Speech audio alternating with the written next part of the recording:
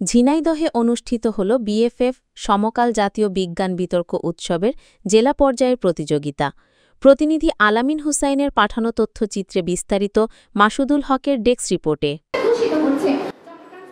বিতর্ক মানেই যুক্তি, বিজ্ঞানে মুক্তি, এই প্রতিপাদ্য নিয়ে ঝিনাইদহে অনুষ্ঠিত হল বিএফএফ সমকাল জাতীয় বিজ্ঞান বিতর্ক উৎসবের জেলা পর্যায়ের প্রতিযোগিতা।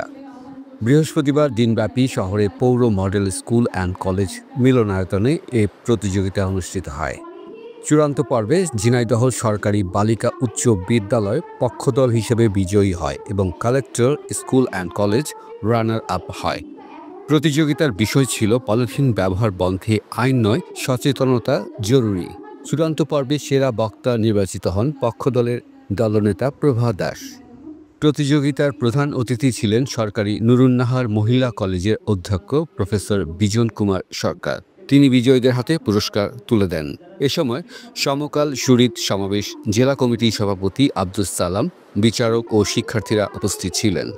এর আগে প্রতিযোগিতার উদ্বোধন করেন পৌর মডেল স্কুল অ্যান্ড কলেজের প্রধান শিক্ষক শাহনাজ পারভিন।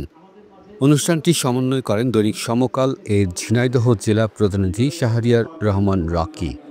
মাসুদুল হক, কালচক্র 24।